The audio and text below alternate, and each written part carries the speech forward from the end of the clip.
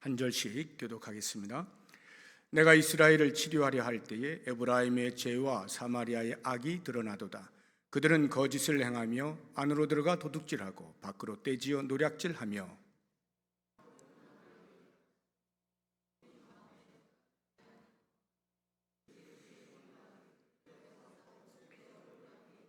그들이 그 악으로 왕을 그 거짓말로 지도자들을 기쁘게 하도다.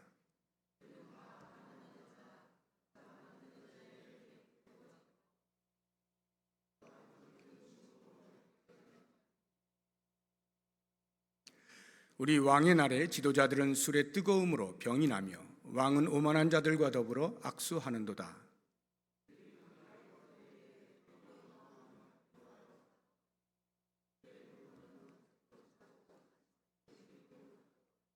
그들이 다 화덕같이 뜨거워져서 그 재판장들을 삼키며 그들의 왕들을 다 엎드러지게 하며 그들 중에는 내게 부르짖는 자가 하나도 없도다.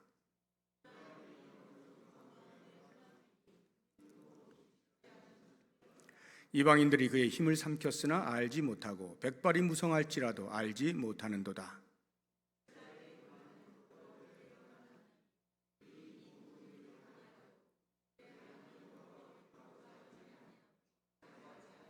에브라임은 어리석은 비둘기같이 지혜가 없어서 애굽을 향하여 부르짖으며 아수르로 가는도다.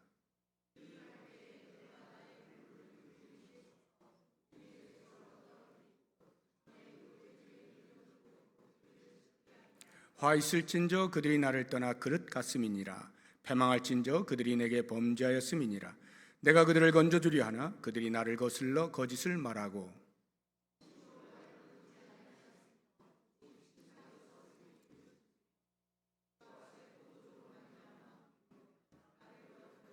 내가 그들 팔을 연습시켜 힘있게 하였으나 그들은 내게 대하여 악을 꾀하는도다. 그들은 돌아오나 높으신 자에게로 돌아오지 아니하니 속이는 활과 같으며 그들의 지도자들은 그 혀의 거친 말로 말미암아 칼에 엎드러지리니 이것이 애굽 땅에서 조롱거리가 되리라. 아멘. 우리가 호세아서를 계속 보고 있는데요. 이 호세아 선지자는 북이스라엘의 제13대 왕이었던 여로보암 2세가 통치하던 시기에 활동하던 선지자입니다. 13대 왕이었던 여로보암 2세, 그 당시에는 물질적으로 풍요로웠어요. 번성하던 시기였습니다. 그러나 그 외의 모든 부분에서는 나라 전체적으로 타락을 하는데 이 여로보암 2세 이후로 북이스라엘 19대까지 하고 아수르에 의해서 멸망을 당하는데 19대 1위까지 전반적으로 그 타락의 정도가 극에 달하고 있었던 것을 우리가 볼 수가 있어요. 그래서 오늘 이 호세아 7장의 말씀이 그와 같은 내용을 담고 있습니다. 그래서 오늘 말씀의 제목을 죄악으로 뒤덮인 나라 이렇게 정했는데 호세아 선지자가 이 7장에서 비유어를 이제 세 가지 이렇게 사용을 하면서 너희들은 가늠하였다. 너희들은 가늠한 자들이다. 이렇게 이제 고발을 하고 있는 겁니다. 4절을 보시게 되면 앞부분에 그들은 다 가늠하는 자라. 가늠하는 자다.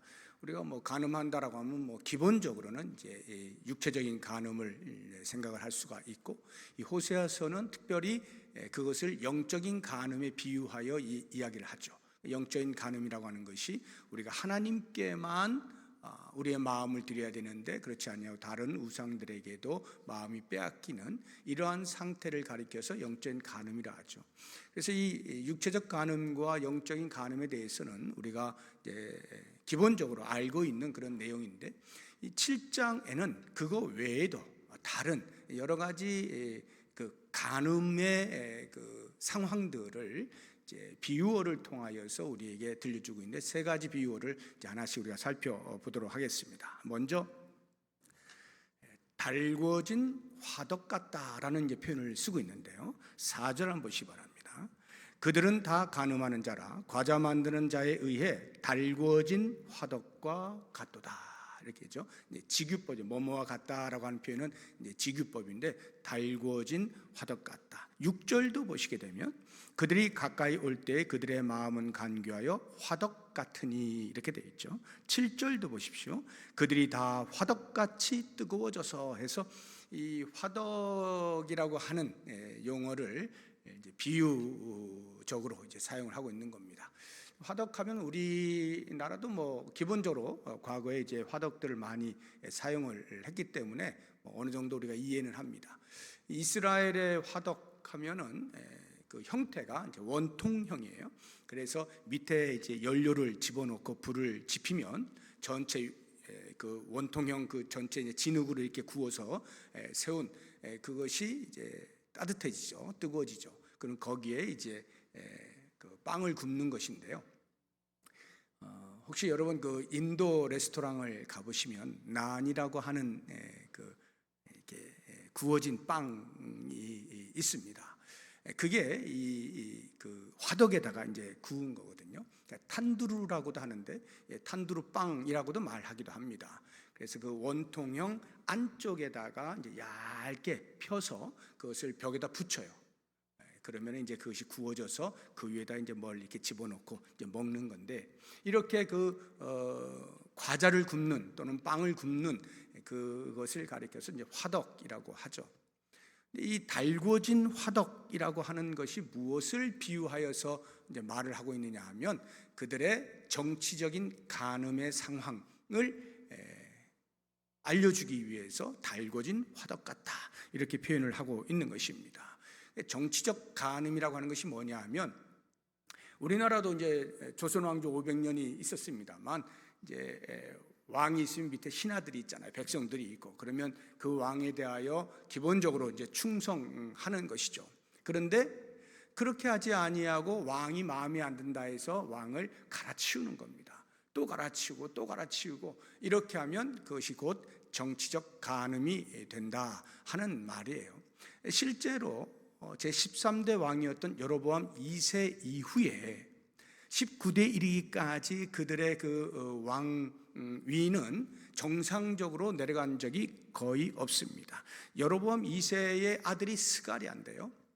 이 스가랴가 이제 여로보암 2세를 이어서 왕이 되는데 군대 장관이었던 살룸이라고 하는 사람이 반역을 일으켜요. 그래서 스가랴가 불과 6개월밖에 통치를 못하고 하야하게 됩니다. 그리고 이제 살룸이 왕이 되어서 등극을 해서 이제 왕 노릇을 하는데 또 그것을 므나헴이라고 하는 살룸을 도와서 반역을 일으켰던 또 다른 부하 장수가 다시 또 반역을 일으켜가지고 살룸은 불과 한 달밖에 통치를 못해요. 그리고는 이제 므나헴이 다시 또 등극을 해서 한 10년 하다가 그 아들에게 물려줍니다. 부가히야라고 하는 왕에게 물려주는데 이 왕도 2년밖에 통치를 못해요. 왜냐하면 베가라고 하는 군대 장관이 또 반역을 일으켜서 부가히야를 내려오게 한 겁니다. 그리고는 이 베가가 한 8년 정도 통치를 한 후에 이제 마지막 19대 왕이었던 호세아 선지자 말고 왕 호세아 있어요. 호세아 왕이 다시 또 반역을 일으켜서 한 10여 년 이렇게 통치하다가 결국에는 BC 722년에 아수르에 의해서 멸망을 당하게 되는 것입니다. 그러니까 이 호세아 선지자가 활동하던 그 제13대 왕이었던 여로보암 2세 때로부터 해서 마지막 멸망 직전까지의 왕들은 대부분이 전부 역모에 의하여서 반역에 의하여서 왕들이 갈아치워졌다는 것을 알 수가 있습니다. 이러한 권력 찬탈의 음모가 5절부터 7절까지의 말씀에서 우리에게 알려주고 있는데 한번 보시기 바랍니다. 5절 보시면 우리 왕의 날에 지도자들은 술의 뜨거움으로 병이 나며, 이게 무슨 말이냐면 왕의 날이라고 하는 것은 왕이 이제 잔치를 베풀었다는 거예요. 잔치를 베풀고 강요들을 다 불러 모아서 같이 술잔을 기울이면서 이제 만취했다는 말입니다. 그리고 그 뒤를 보시면 왕은 오만한 자들과 더불어 악수하는도다. 여기 오만한 자들이 누구냐 하면 왕 몰래 음모를 꾸미고 있는 밑에 있는 사람들이 왕에게 가서는 악수하면서 아무것도 모른 채 이렇게 하고 있지만 사실 속으로는 그 역모를 꾸미고 있는 그러한 상태. 그런데 왕이 전혀 알지 못하고 그런 사람들하고 악수하면서 술잔을 기울이고 잔치를 베풀고 있다 이 말이에요. 6절을 보십시오. 그들이 가까이 올 때에 그들의 마음은 간교하여 화덕 같으니 그들의 분노는 밤새도록 자고 아침에 피우는 불꽃 같도다. 뭐냐면 화덕이라고 하는 것이 이제 연료를 집어넣고 불을 피우면 계속 뜨거운 게 아니라 이제 은근한 불이 되기도 합니다. 그러다가 좀 강한 불이 필요하면 또 연료를 더 집어넣고 뜨겁게 만들기도 하고, 이런 그 화덕처럼 사람들이 음모를 꾸미는데, 영모를 꾸미는데 조용히 은근히 아무도 모르게 눈치 못 채게 그렇게 잘 조심조심 준비를 하다가 때가 되면 불같이 일어난다 이 말이에요. 그래서 7절 보시면 그들이 다 화덕같이 뜨거워져서 그 재판장들을 삼키며 그들의 왕들 다 엎드러지게 하며 반란을 일으켜서 드디어 왕을 끌어내리고 자기가 왕이 되는 이러한 모습을 보여주고 있는 것입니다.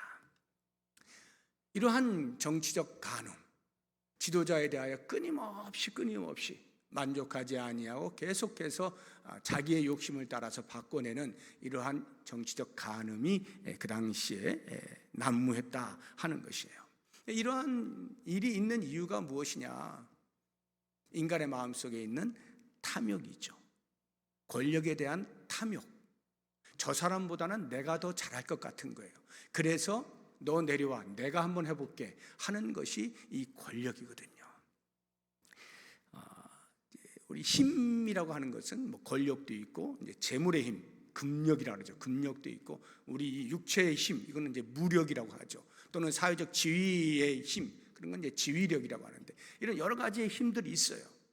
사람은 누구나 다 그런 그 힘에 대한 동경이 있어요. 다른 사람보다 내가 좀 더 힘이 있는 사람이 되고 싶다 하는 탐욕이 있는 거예요. 왜냐하면 그렇게 힘을 얻게 되어질 때에 다른 사람들을 누를 수가 있는 거예요. 우월감을 느낄 수가 있는 거예요. 다른 사람 위해서 군림할 수가 있는 거예요. 자랑스럽고 의시될 수가 있는 거죠. 사람들은 자기 밑에서 눈치를 보는, 그 위에서 자기는 에헴할 수 있는 이러한 그 욕심이 우리 인간에게 있기 때문에 끊임없이 왕권 찬탈의 음모가 있어 왔던 것입니다. 이것이 왕정 시대에만 그러겠습니까? 오늘날과 같은 이러한 대통령제를 한다든가 하는 데에서도 여전히 똑같죠. 정치적인 권력을 쥐고자 하는 그 사람들의 사회 속에 있는 우리가 다 알지 못하는 어마어마한 음모들이 있지 않습니까? 그 이유가 다 뭐예요? 겉으로야 나라를 위한다 하는 것이고 하는 거지만 사실은 전부 내 마음에 있는 권력욕 아니겠어요? 이 탐욕을 채우고자 하는 것 때문에 그러한 진흙탕 길을 마다하지 아니하고 가는 거죠. 그래서 저는 이러한 모습을 보면서 이것은 비단 크게 이렇게 정치를 하는 사람 이렇게 하면 꼭 우리와 별개의 사람들의 이야기인 것 같지만 우리들의 일상의 삶 가운데에도 힘이라고 하는 것은 어디에나 존재하는 거예요. 공동체로 모여 있으면 어디에나 거기에는 힘의 차이가 있게 되어 있습니다. 그런 데에서 좀 더 큰 힘을 갖고자 하는 욕심이 우리에게는 언제나 있는 거예요. 교회 안이라고 해서 예외가 아닌 겁니다. 그럴 때 우리의 마음속에서 이렇게 힘을 갖고자 하는 탐욕이 불같이 일어나게 될 때 어떻게 되느냐? 우리는 철저하게 절제와 자족이라고 하는 그리스도께서 우리에게 보여주신 성품으로 그러한 탐욕을 중화시킬 수 있어야 되는 겁니다. 탐욕의 불길이 솟아오를 때에 우리는 비움과 버림의 신앙함으로 그것을 꺼야 되는 거죠. 그럴 때 진정한 행복을 찾을 수가 있게 되는 것입니다. 이스라엘 백성들, 이스라엘 나라의 또 다른 죄라고 하는 것은 그 다음 보시게 되면 두 번째 비유어를 보시면 8절에 이번에는 이제 은유법을 쓰고 있는데 8절 보세요. 에브라임이 여러 민족 가운데 혼합되니 그는 곧 뒤집지 않은 전병이다. 뒤집지 않은 전병이다. 이렇게 표현을 하고 있습니다. 뒤집지 않은 전병. 전병이 이제 얇은 빵을 말하는 거예요. 얇은 빵이라고 해야 되나요? 하여튼 전병 다 아시죠? 전병.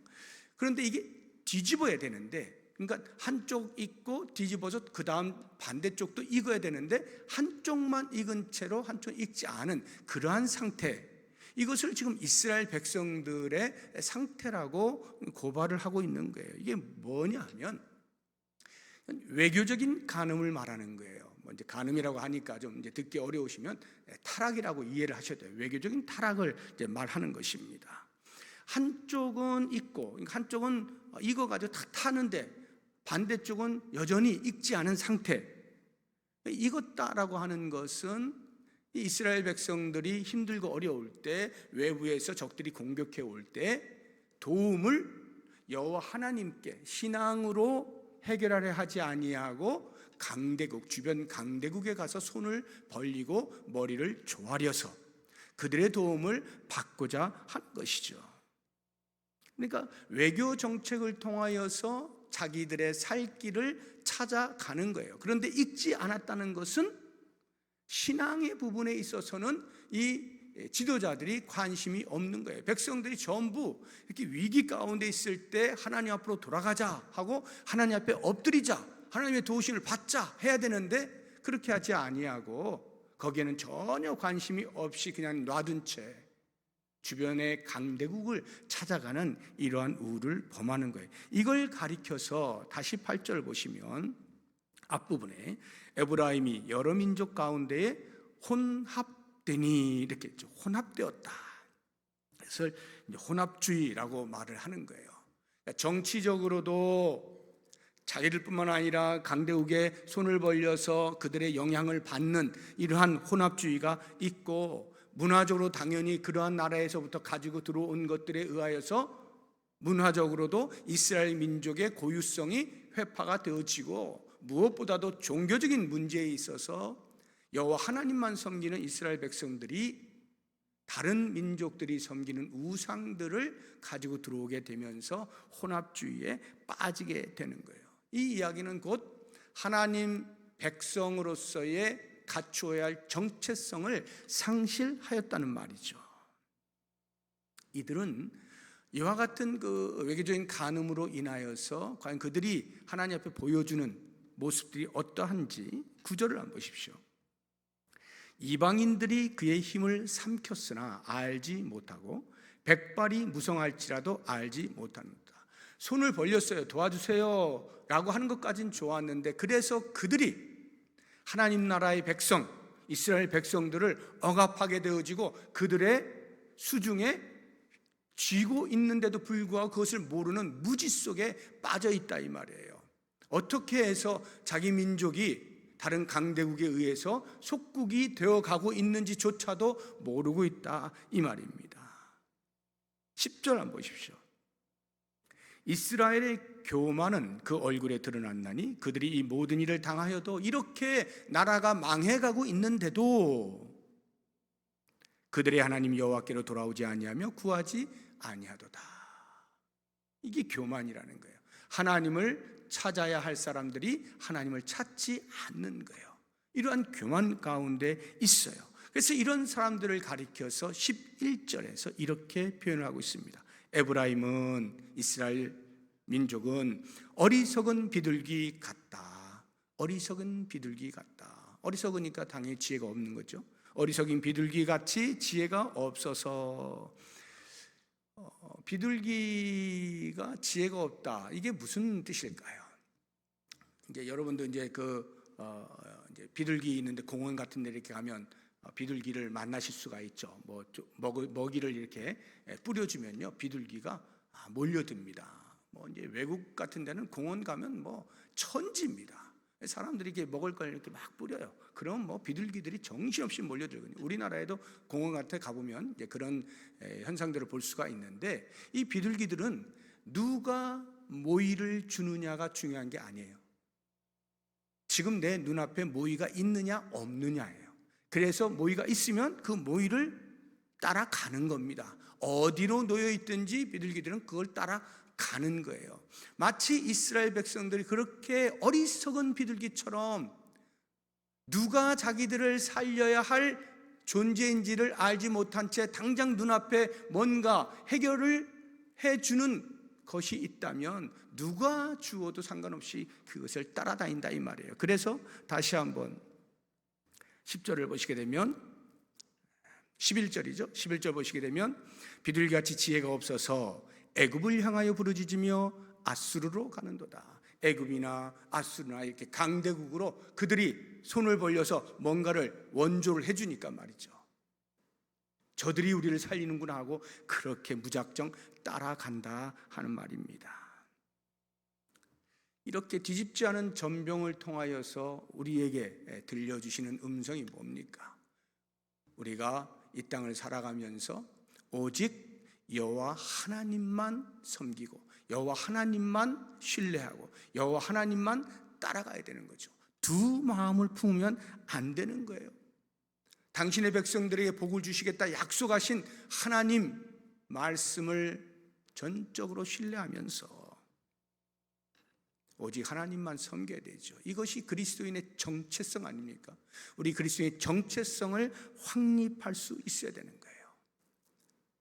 한쪽은 익었는데 한쪽은 익지 않은 그러한 상태로 있는 게 아니라 양쪽이 다 잘 익은, 다시 말해서 하나님께서 은혜를 베푸실 때 그 하나님의 은혜에만 모든 초점을 맞추어서 우리의 머리끝에서 발끝까지 좌우상하 어디로든지 하나님의 은혜로 충만한 상태, 성령으로 충만한 상태, 이렇게 살아가는 것이 성도의 정체성이라는 거예요. 어떨 때는 하나님을 찾다가도 어떨 때는 당장 눈앞에 누군가가 나에게 도움을 준다라고 할 때 그것이 사탄이 주는 것인지조차도 분별해내지 못한 채 그냥 따라간다면 어찌 우리가 그리스도인이라 할 수가 있겠습니까? 그래서 우리의 정체성, 나의 정체성, 성도의 정체성, 그리스도인의 정체성, 이것이 무엇이냐 하는 것을 명확하게 인식하고 오직 여호와 하나님만 섬기기로 작정할 수 있어야 되죠. 세 번째 비유는 속이는 활입니다. 16절에 나오는데요. 한번 보세요. 그들은 돌아오나 높으신 자에게로 돌아오지 아니하니 속이는 활과 같으며 속이는 활과 같다.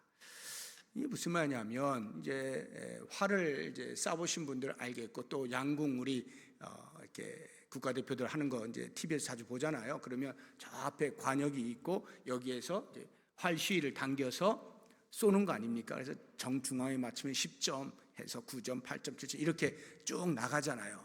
근데 활 시위를 당겼는데 관역은 저 앞에 있는데 그냥 요 앞에서 톡 떨어진다든지 아니면 관역이 저 중앙에 있는데 이쪽으로 날아간다든지 이렇게 되어지는 현상을 가리켜서 속이는 활과 같다라고 표현을 하고 있는 것입니다. 그런데 이것이 힘이 없어가지고 어린아이가 활시위를 잘 당길지도 모르는데 그 억지로 막 당겨가지고 저 멀리 있는 관역을 맞추는 그런 상태가 아니에요. 누구나도 충분히 관역을 맞출 수 있는 힘이 있어요. 왜냐하면 하나님께서 주시기 때문입니다. 그런데 뭐가 문제냐? 그들의 태도와 마음이 문제예요. 그래서 관역을 맞추지 못해요. 하나님께서 세워놓으신 목표를 맞추지 못해요. 15절 한번 보세요. 내가 그들 팔을 연습시켜 힘있게 하였으나 충분히 관역을 뚫을 수 있게 해주셨다 이 말이에요. 그러나 그들은 내게 대하여 악을 꾀하는도다. 그들의 태도와 마음 상태가 하나님께서 목표하는 거룩의 자리까지 도달하지 못한다 이 말이에요. 그래서 이 속이는 활과 같다라고 하는 비유어는 윤리적인 간음에 대하여서 고발을 하고 있는 것입니다. 윤리적인 간음, 하나님께서 공의로우신 분이죠. 그 공의를 따르다가도 또 불의에 휩쓸리는 왔다 갔다 하는 이러한 윤리적인 간음을 저지른다 이 말이에요. 이 부분에 대해서 1절에서 3절까지 내용이 우리에게 그 이야기를 해주고 있습니다. 한번 보세요. 1절 보시면 내가 이스라엘을 치료하려 할 때에 에브라임의 죄와 사마리아의 악이 드러나도다. 그들은 거짓을 행한다. 그러니까 윤리적인 간음이라고 하는 것이 하나님께서 거룩하신 것처럼 너희도 거룩하라라고 하는 하나님 백성의 거룩으로부터 너무나 먼 반대되어지는 그러한 삶을 산다 이 말이죠. 그들은 거짓을 행하며 안으로 들어가 도둑질하고 밖으로 떼지어 노략질하며, 안으로는 도둑질하고 밖으로는 강도질을 한다 이 말이에요. 사방 어디로 보나 윤리적으로 타락한 모습을 보여주고 있는 거죠. 2절 보시면 내가 모든 악을 기억하였음을 그들이 마음에 생각하지 아니하거니와 이제 그들의 행위가 그들을 에워싸고 내 얼굴 앞에 있도다. 3절 그들이 그 악으로 왕을, 그 거짓말로 지도자들을 기쁘게 하도다. 그래서 1절, 2절, 3절의 말씀을 제가 쉽게 설명을 해드리면, 거짓을 통하여서 백성들의 가지고 있는 재산, 땅 이런 것들을 거짓 증인들을 세우고 또는 힘으로 눌러서 뺏어간다는 거예요. 관료들이. 그리고는 자기보다 더 높은 사람들에게는 아첨을 하면서 뇌물을 통하여서 그런 것들을 무마시켜 나가는 이러한 윤리적인 타락의 모습들을 보여주고 있는 것입니다.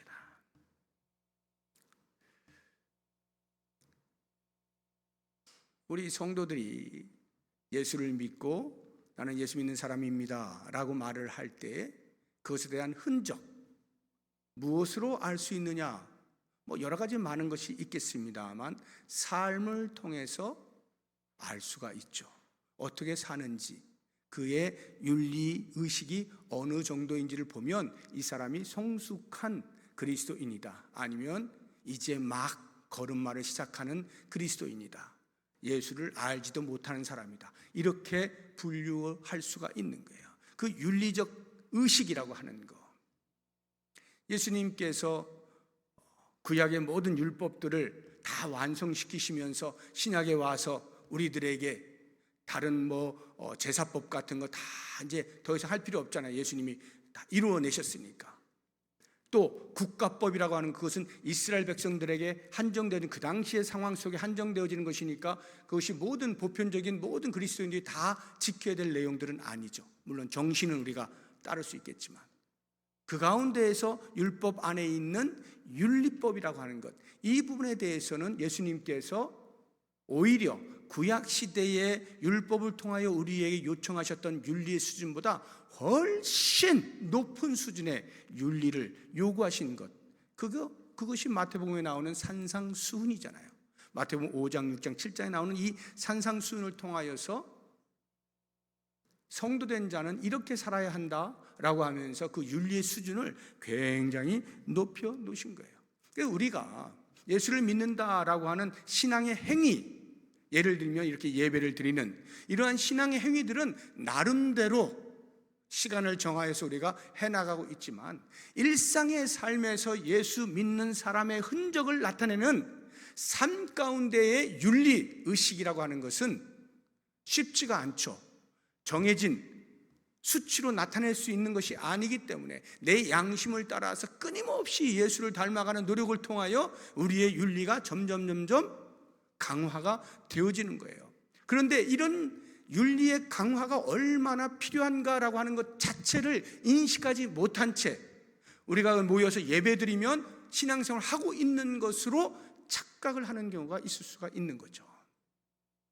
그런데 이렇게 우리가 모여서 예배하는 것만큼이나 중요한 것이 일상의 삶의 현장에서 예수 믿는 사람다운 윤리적 삶이 반드시 있어야 하는 거예요. 신앙 따로 생활 따로가 되면 안 되는 거예요. 신앙과 생활이라고 하는 것이 하나로 우리가 살아내는 것이 그리스도인이다 하는 겁니다. 우리 사회에서 좀 높은 지위에 있는 사람들, 옛날에 이제 귀족이 있을 때에는 이제 귀족의 의무라고 해서 노블레스 오블리주라고 하는 단어를 이제 많이 들어보셨을 거예요. 가진 자가 약자를 위하여, 이 사회의 약자를 위하여서 도덕적 책무를 갖는다, 도덕적 의무를 갖는다. 그러니까 약한 사람들은 가진 것이 없어서 몰라서 그냥 그렇게 산다 할지라도 아는 사람은, 배운 사람은, 가진 사람은 이 사회에 대하여 최소한 도덕적으로 훨씬 더 올바른 삶을 살아갈 책무가 있다. 이것이 노블레스 오블리주인데, 예수를 믿든 안 믿든 사회적으로 지위가 있는 사람들, 가진 자들에게 요청되고 있는 이러한 용어가 있다라고 하면, 하물며 예수 그리스도를 따르고 예수 그리스도를 믿고 섬기는 제자의 길을 걷는 우리들이라고 한다면 더 말할 것도 없이 훨씬 더 고상한 윤리의식을 가지고 그 윤리의 행위를 해나갈 수 있을 때 이 사회가 우리를 보고 도덕적 책무를 다하는구나, 윤리적 책무를 다하는구나 하는 이야기를 할 수가 있게 되겠죠. 그렇다고 하면 과연 오늘날에 나는 또는 한국 교회는 이 사회로부터 과연 윤리적으로 과연 저렇게 살아야 된다라고 할 만한 말을 듣고 있는 것인지, 아니면 저렇게 살 바에 뭐하러 믿나 라는 말을 듣고 있는지 곰곰이 생각을 해보아야 됩니다. 속이는 활처럼 하나님께서 우리 모든 그리스도인들에게 너희들이 여기까지 도달해주면 좋겠다라고 세워놓으신 윤리적인 목표를 향하여 걷는 우리들이 턱도 없이 모자라거나 엉뚱한 방향으로 나아가고 있다고 한다면 우리는 속이는 활인 거예요. 그런 면에서 다시 한번 주님께서 우리에게 보여주신 그 거룩한 윤리의식을 분명히 인식하고 그것을 담기 위하여 끊임없이 노력을 할 수 있어야 합니다. 이제 이와 같은 세 가지 비유를 통하여서 정치적 타락, 외교적인 타락, 윤리적인 타락, 국내적으로 국외적으로 사회적으로 전반에 걸쳐서 죄로 뒤덮여 있는 이 나라, 이와 같은 나라에 대하여서 과연 우리는 이 호세아서 7장을 읽으면서 무엇에 도전을 받아야 되는가 하는 것, 제가 몇 가지 말씀을 드리겠습니다. 제일 먼저 죄를 무서워해라 하는 것입니다. 죄를 무서워해라. 하나님 앞에서는요, 죄가 다 드러납니다. 하나도 숨길 것이 없어요. 2절 보세요. 2절 뒷부분을 보시게 되면 이제 그들의 행위가 그들을 애워싸고 내 얼굴 앞에 있도다. 하나님의 얼굴 앞에 이스라엘 백성들이 지은 모든 행위들이 다 드러난다라고 하는 것입니다. 누가복음 12장 2절을 보시게 되면 감추인 것이 드러나지 않을 것이 없고 숨긴 것이 알려지지 않을 것이 없다고 예수님이 말씀하셔요. 히브리서 4장 13절을 보시면요, 지으신 것이 하나도 그 앞에 나타나지 않음이 없고 우리의 결산을 받으실 이의 눈앞에 만물이 벌거벗은 것 같이 드러난다고 말씀하고 있습니다. 숨길 수 있는 것이 전혀 없어요. 그렇기 때문에 우리는, 하나님을 믿는 우리들은 하나님이 설마 이건 모르시겠지? 라고 죄를 덮을 생각을 아예 해서는 안 되는 거예요. 다시 2절 보세요. 앞부분을 보시게 되면 내가 모든 악을 기억하였음을 그들이 마음에 생각하지 아니하거니와, 하나님께서 그들이 행한 모든 악을 다 알고 계시는데도 불구하고 이스라엘 백성들은 설마 하나님이 모르시겠지라고 생각을 하는 거예요. 시편에 보면 시인이 그런 고백을 하는 것을 볼 수가 있어요. 시편 10편 11절 보시면 그가 그의 마음에 이르기를 하나님이 잊으셨고 그의 얼굴을 가리셨으니 영원히 보지 아니하시리라 하나이다. 이런 오해를 한다 이 말이에요. 시편 94편 7절 보면 말하기를 여호와가 보지 못하며 야곱의 하나님이 알아차리지 못하리라 하나이다. 우리 하나님은 모르시는 것이 없으신 전지하신 하나님이에요. 하나님의 눈앞에 가릴 수 있는 것은 단 하나도 없어요. 그러므로 우리가 죄를 지을 때 그 죄가 얼마나 무서운 것인가 벌벌벌벌 떨어야 되는 거예요. 그럼에도 불구하고 우리가 실수하여서 인간의 연약함을 인하여 죄를 짓게 되면 어떻게 해요? 신속하게 회개해야 되죠. 주님 앞에 나와야 되는 거예요. 하나님 잘못했습니다. 용서해 주십시오. 이렇게 해야 되는 거예요. 그런데 이스라엘 백성들은 그걸 하지 않는 거예요. 하나님을 찾아 나오지 않는 것입니다. 7절 한번 보십시오. 뒷부분에 보시게 되면 그들 중에는 내게 부르짖는 자가 하나도 없도다. 하나님께 부르짖는 자가 하나도 없대요. 10절 한번 보세요. 이스라엘의 교만은 그 얼굴에 드러났나니 그들이 이 모든 일을 당하여도 그들의 하나님 여호와께로 돌아오지 아니하며 구하지 아니하도다. 다 드러나는데도 불구하고 하나님께로 돌아와 구하지 않습니다. 14절 한번 보십시오. 성심으로 나를 부르지 아니하였으며. 이렇게 마땅히 하나님 앞에 나와야 할 하나님의 백성들이 하나님께 나와 자기들의 죄를 구하는 일을 하지 않고 있는 거예요. 그러므로 우리는 무엇보다도 죄를 멀리하지만 그럼에도 연약하여서 죄를 짓게 되어질 때 신속히 주 앞에 나와서 주님 용서해 주십시오, 회개할 수 있어야 되고요. 그렇게 회개한다는 것은 우리의 다음 행위, 곧 그 죄의 자리로부터 떠나는 것을 포함하는 것을 잊지 말아야 합니다. 그런데 이스라엘 백성들은 여전히 죄의 자리에 머물러 있는 거죠. 13절 보세요. 13절 보시게 되면 나를 거슬러 거짓을 말하고, 맨 뒤에 보면 그렇게 나오죠. 나를 거슬러 거짓을 말하고. 여전히 죄 가운데 있는 거예요. 14절 보세요. 뒤를 보시면 나를 거역하는도다 이렇게 이야기하고, 15절 보세요. 내게 대하여 악을 꾀하는도다. 계속해서 죄의 자리에 머물러 있는 이스라엘 백성들을 볼 수가 있습니다. 죄의 자리에 머물면서 죄를 짓지 않을 수 있는 길은 없죠. 무조건 죄 가운데 빠질 수밖에 없죠. 그러므로 우리는 죄로부터 회개를 했다라고 하는 것은 곧 그 죄의 자리를 떠나는 것, 죄의 자리를 박차고 일어서는 것까지를 포함한다는 것을 꼭 기억을 해야 돼요. 그리고 마지막 한 가지, 그래서 이제 우리가 죄를 떠나서 새로운 삶의 시작을 한다라고 할 때에 이 모든 죄와 관련된 우리의 삶에 있어서 이 태도를 꼭 지켜야 되는데, 첫째, 죄를 지었어요. 그러면 하나님 앞에 나와서 하나님 잘못했습니다, 용서해 주십시오, 이렇게 솔직하게 외쳐야 돼요. 내 영이 병들었어요. 하나님, 제가 병들었습니다. 제가 지금 아픕니다. 저를 고쳐 주십시오. 이렇게 기도해야 돼요. 내가 너무나 힘들어요. 이러저러한 일들에 치여 있어요. 하나님, 저 지금 힘들어요. 저 좀 도와주세요. 간구해야 되는 거예요. 하나님께서 응답하셔서 문제가 해결되었어요. 밝은 빛이 보여요. 그럼 어떻게 합니까? 하나님, 감사합니다. 이제 내가 다시 정신을 차리고 바르게 잘 살겠습니다. 끊임없이 이와 같은 표현들을 하나님 앞에 하면서 순간순간 우리의 믿음의 길을 걸어가는 길 속에서 나타나는 장애물들을 치워가면서 계속해서 천성을 향해서 걸어가는 것, 이것이 성도의 삶이고 제자도라고 하는 것을 꼭 기억하면서 죄로 뒤덮여 있는 이 사회 속에서도 여전히 하나님의 사람들로서 거룩을 지켜나가면서 하나님의 뜻을 이루어나갈 수 있는 우리의 삶이 될 수 있기를 주의 이름으로 축복합니다.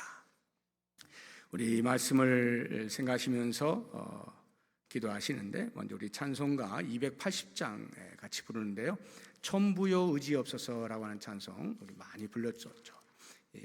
이 찬송을 우리 1절부터 3절까지 부르고 이제 후렴은 3절 끝나고 이제 부르도록 그렇게 하겠습니다. 우리 천부여 의지없어서.